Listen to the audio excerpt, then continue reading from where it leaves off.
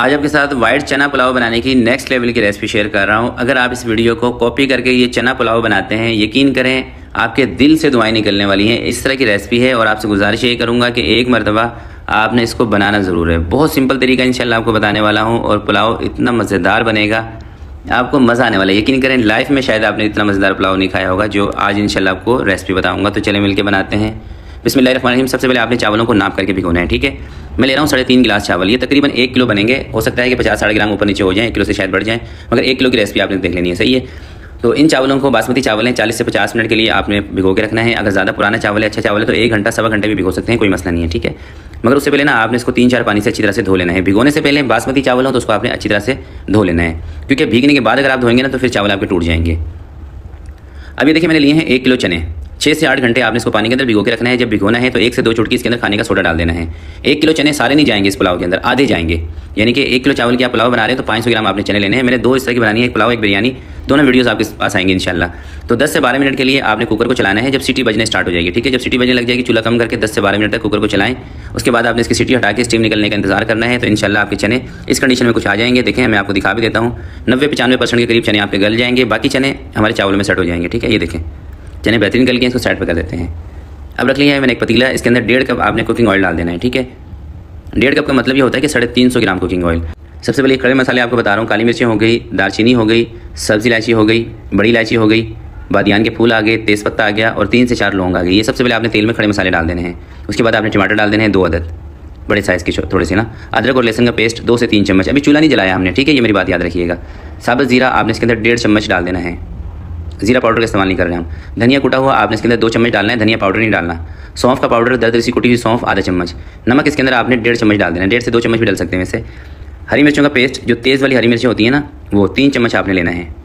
और तकरीबन 1 गट्ठी के करीब आपने इसके अंदर पुदीना डाल देना है। आधे चम्मच ब्लैक ज़ीरा आपने इसके अंदर ऐड कर देना है। चाइना सॉल्ट आधा चम्मच। 1 कप आपने इसके अंदर दही ऐड कर देनी है। अब आपने इसका फ्लेम नीचे से ऑन कर देना है, ठीक है। 2 से 3 मिनट के लिए तेज़ आंच पे आपने इसकी भुनाई करनी है। ज़्यादा देर तक नहीं भूनना, ये नहीं सोचना कि टमाटर मेल्ट होंगे फिर इसको हम अच्छी तरीके से भूनेंगे। 2 से 3 मिनट तक तेज़ आंच पे भूनें। इस दौरान अगर टमाटर थोड़े से खड़े भी रहते हैं कोई मसला नहीं है, हमें थोड़े से खड़े टमाटर चाहिए। अगर बिल्कुल हमें टमाटर को मैश करना होता है तो फिर हम टमाटर की प्यूरी बना के इसमें ऐड करते हैं, सही है।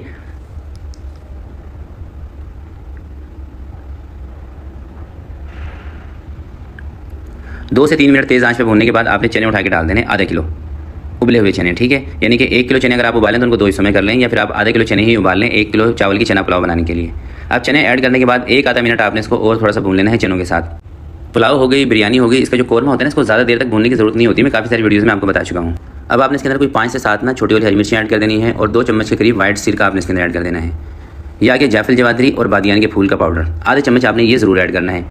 यानी कि बादियान फूल और जायफल जवात्री दोनों को बराबर की क्वांटिटी में लेके उसको पीस के ये आपने ज़रूर इसके अंदर ऐड करना है, सही है। इस टाइम पे जब आप इसको भून लेंगे तो अब इसके अंदर हम पानी ऐड करेंगे। पानी हमने इसके अंदर कितना ऐड करना है, 5 गिलास। चावल हमारे कितने थे, 3.5 गिलास।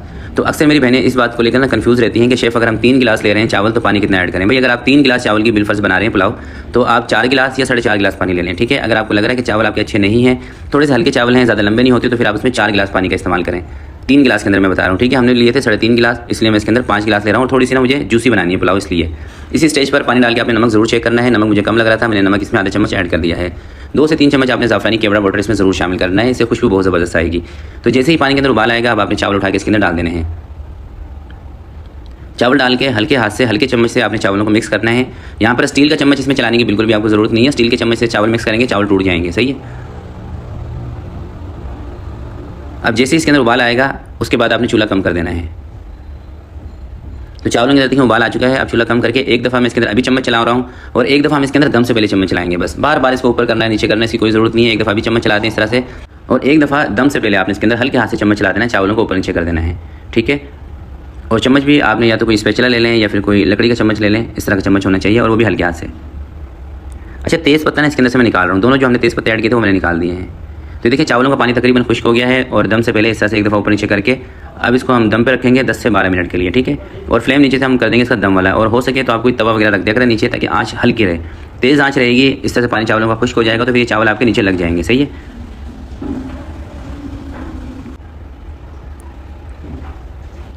अच्छा, दम का जो टाइम है ना इसका 10 से 12 मिनट आपने इसको दम लगाना है, इससे ज़्यादा नहीं लगाना।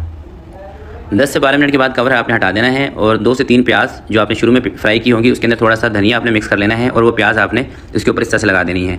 अच्छा, मुझे ये वीडियो को वाइंड अप करना था इसलिए सारे प्याज इसके ऊपर मैं डाल रहा हूँ। आप चाहें तो ये प्याज सर्विंग वाली डिश के ऊपर भी डाल सकते हैं। जब आप पुलाव को निकालेंगे ट्रे के अंदर डिश में, उस टाइम पे भी आप इसमें डाल सकते हैं। सही है, तो अभी मैं ज़रा आपको खोल के दिखा रहा हूँ पुलाव। खुशबू तो यकीन करें बहुत ज़बरदस्त है और चने की इस तरह के वाइट पुलाव हो, हल्के से इसमें मसाले हैं, खुशबू ज़बरदस्त है, चावल माशाल्लाह से जूसी हैं। इंशाल्लाह जब भी आप इस रेसिपी को कॉपी करके बनाएंगे ना, बिल्कुल एज इट इज़, इंशाल्लाह इतनी मज़े की आपकी ये चना पुलाव बनेगी कि बेख्तियार आपके दिल से दुआएं निकलेंगी। बहुत ज़बरदस्त रेसिपी है। गुजारिश आपसे यही करूँगा कि इसको ज़रूर ट्राई कीजिएगा। और एक गिला है आप लोगों से कि आप पूरी वीडियो देख लेते हैं, वीडियो को लाइक नहीं करते, वीडियो पे लाइक बहुत कम होते हैं, तो प्लीज़ आप वीडियो को लाइक भी किया करें और कमेंट लाजमी किया करें। जिस तरह की भी आपको वीडियो लगती है तो आप प्लीज़ कमेंट ज़रूर किया करें वीडियो पर। तो आज के लिए इतना ही, मिलते हैं किसी नेक्स्ट वीडियो में। तब तक के लिए अपना बहुत सारा ख्याल रखिएगा, अपने वालिदैन का ख्याल रखिएगा। अल्लाह हाफिज़।